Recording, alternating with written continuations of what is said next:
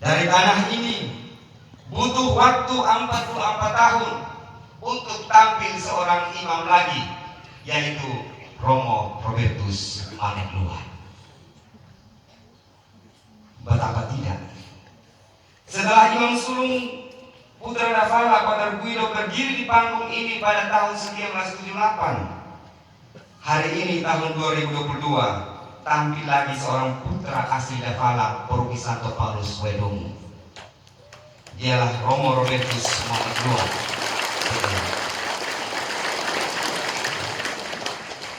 Romo Robertus Manegluan PR, seorang putra Davala berparas merdu, pemilik perangai yang teduh tenang, dengan senyum yang begitu manis, nyaris seperti puisi. Senyum saya puisi, mati oh. Ese sacerdotes maius cui intebus suis prasideo. Lihatlah, inilah sang imam agung yang hari-hari hidupnya dipersembahkan untuk menyenangkan Tuhan. Dia yang telah bersumpah setia dan tidak menyesal menjadi seorang imam hingga kekal. Dia yang berani mengambil resiko untuk sebuah janji. Dia yang hatinya terlalu luas kalau hanya untuk satu orang saja. Dia yang telah memberi diri untuk sesuatu yang lebih besar. Ia seperti Andreas dan Yohanes yang meninggalkan jala-jala di tepi danau, bagi si Lewi yang meninggalkan meja pemungut cukai di tepi jalan. Ia bagi si Selot yang mencampakkan idealisme dan ambisi pribadi untuk menjadi a man for God and a man for others, menjadi manusia untuk Tuhan dan manusia untuk manusia lain. Dalam hati Romo Obed, ia yakin bahwa Tuhan saja sudah cukup, bahwa Tuhan adalah semua dalam semua. Maka hanya satu saja yang perlu, dia mau melayani Tuhan, dan biarlah Tuhan yang repot dengan hal-hal lain. Jadi Tuhan itu senang untuk kita kasih repot. Romo Obed mencari Tuhan, biar Tuhan yang repot dengan hal-hal lain. Karena orang yang adakan Tuhan tidak kekurangan sesuatu pun yang baik. Romo Obed benar-benar menyadari bahwa cinta hanya bisa digantungkan dengan cinta. Romo Obed menjadi imam ini lebih dari sekedar pilihan. Lebih dari sekedar pilihan dan putusan pribadi. Menjadi imam adalah respon dan tanggapan atau balasan terhadap Tuhan yang telah sangat mengasihi dia. Tanggapan terhadap Tuhan yang telah menemukannya, menyentuh, membentuk, mengubahkan dan memulihkan dia. Karena Tuhan telah berada di garda depan dengan perisainya untuk menopang dan mengangkatnya, maka benar Tuhan adalah kekuatannya dan perisainya. Kepada Tuhan hati Romo Obed terdapat. Romo Obed yang kami kasih, ya sejak kemarin dalam penyambutan yang begitu antusias, umat tumpah ke jalanan dari Rai Basin menuju ke Wedomu sampai ke Davala hingga malam. Buat saya yakin bahwa benar imamat bukan milik Romo Obed semata, tetapi imamat adalah milik semua, persembahan untuk kita semua. Maka umat sekalian, rahmat imamat ini dikaruniakan untuk Romo Obed, tapi juga ini untuk Anda, untuk saya, dan untuk kita semua. Maka mari kita sama-sama jaga imamat suci ini. Karena ketika orang mau menghancurkan gereja, mereka memulainya dengan menyerang imam. Sebab ketika tidak ada imam, di situ tidak ada kurban ekaristi. Dan ketika tidak ada kurban ekaristi, di situ gereja menemui kehancurannya. Jadi kita jaga.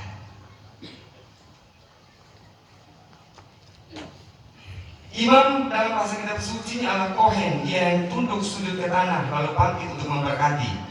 Dia yang menerima persembahan umat lalu mengantarnya kepada Tuhan. Dia yang mengambil berkat dari Tuhan dan memberikannya kepada umat, memberkati umat atas nama Tuhan. Namun Bapak Ibu sekalian, di balik seorang imam ada iblis yang mau menghancurkannya. Maka ketika Anda mau mengkritik seorang imam, ingat, Anda harus 2 kali lebih kuat mendoakannya. Harus 2 kali buat mendoakannya. Jika Anda terlalu menghakimi pastormu, Anda kehilangan waktu untuk mencintai dan mendoakan dia. Ada yang bilang dari pastor itu seperti pesawat. Seperti pesawat. Kalau pesawat itu mendarat mulus, biasa, tidak ada berita. Kalau orang pesawat itu mendarat mulus, tidak ada satupun orang yang omong. Tapi kalau pesawat itu terpeleset saja, apalagi jatuh, maka seketika akan viral dan jadi buah bibir dan headline di berita, di media massa, di mana-mana. Tuhan adalah kekuatan dan perisaiku, kepadanya hatiku percaya. Inilah bunyi suku Romo Obed yang paling merdu atas karya dasar dan ajaib yang telah Tuhan lakukan bagi dia. Tuhan dengan perisainya telah menopang dan melindungi dia. Maka balasan terkecil bagi Tuhan adalah bersyukur dan mengikuti dia. Persis seperti si kusta yang kembali kepada Yesus, sujud dan mengucap syukur selepas dipulihkan.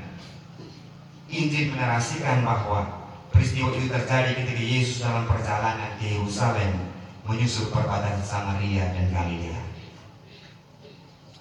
Kita semua dipanggil untuk mengambil bagian dalam tugas pergi keluar. Sebab imamat kita adalah imamat perjalanan, bukan imamat laboratorium. Pergi keluar, selalu on the go seperti Yesus adalah makna terdalam dari karya misioner. Kita semua diminta supaya taat pada panggilannya untuk pergi keluar dari wilayah kenyamanan kita sendiri, supaya dengan berani sanggup mencapai semua batas paling tepi, menjangkau pinggiran kemanusiaan, berjalan sampai ke hati, tiba di batas-batas terjauh yang mendambakan cahaya Injil.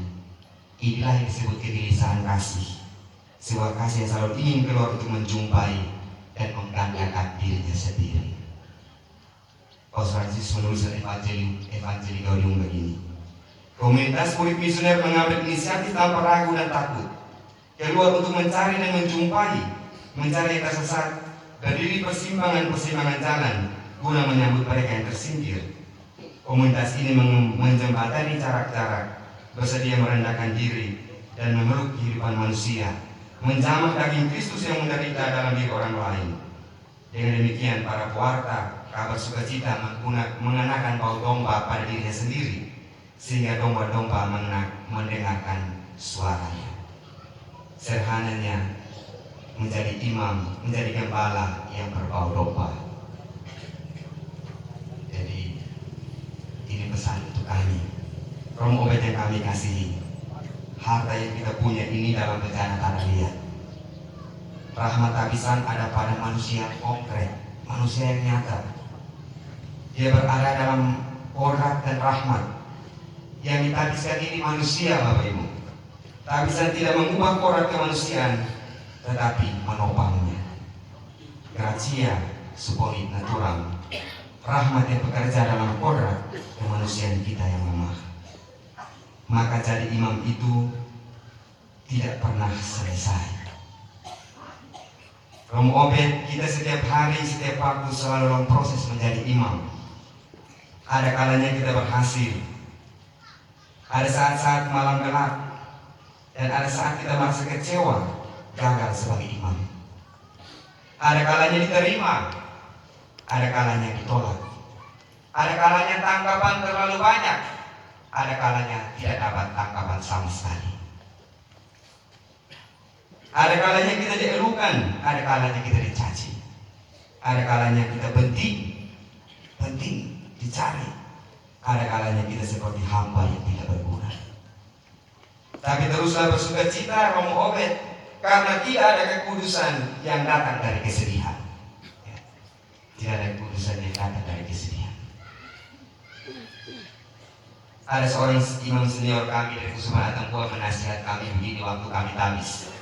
Nasihatnya saya masih ingat sampai sekarang. Dia bilang, adik-adik jangan takut, kerja saja. Kerja saja, jangan takut. Ini Tuhan punya kerja, ini Tuhan punya proyek. Kita hanya dipakai untuk membantu semampu kita. Nasihat yang memang membuat kami berbesar hati waktu itu. Kalau sukses jangan pukul dada, bilang ini prestasi saya. Kalau gagal jangan kecewa, karena ini Tuhan punya ladang. Non nobis nomini sed Domini toda gloriam.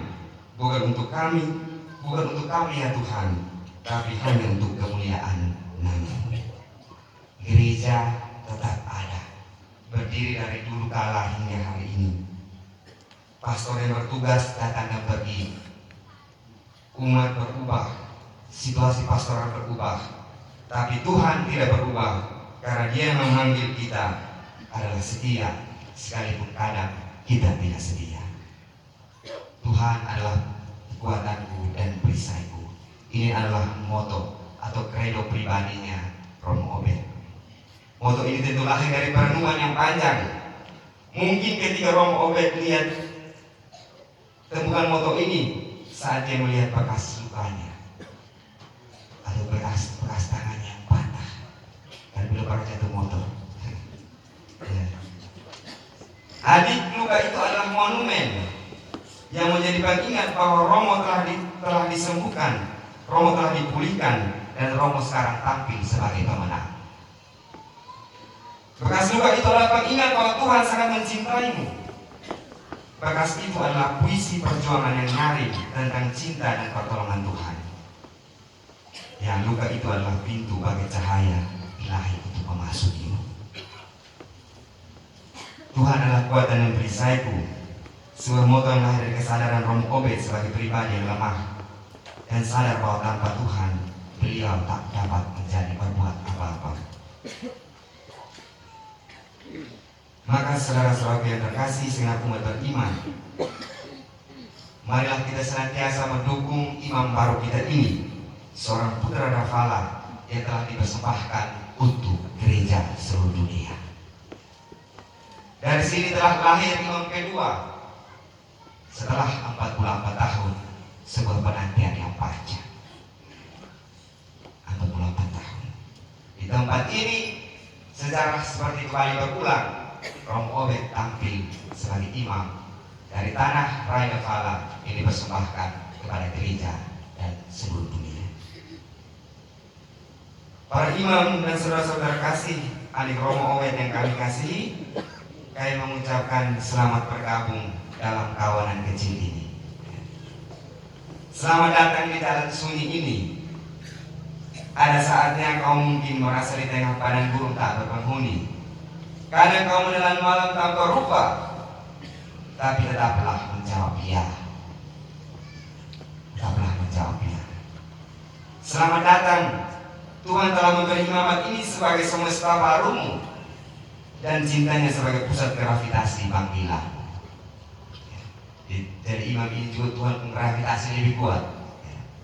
Karena di situ ada gravitasi kecil, gravitasi kecil. Tuhan pasang di pengakhir datang ini kita tidak bisa buat apa-apa. Romo Obed kita hanya bekerja. Pemilik proyek adalah Tuhan. Apabila kita sudah melakukan segala sesuatu yang ditugaskan pada kita, kita tetap berkata, kami adalah hamba-hamba yang tak berguna. Kami hanya melakukan apa yang harus kami lakukan. Selamat melayani. Kami semua umat sekalian dan para imam mendukung dan terus mendoakan. Marilah bergabung di jalan sunyi ini. Kita bergembira di dalam karya dan pelayanan. Tuhan memberkati dan kami semua terus memeluk Romo dengan doa.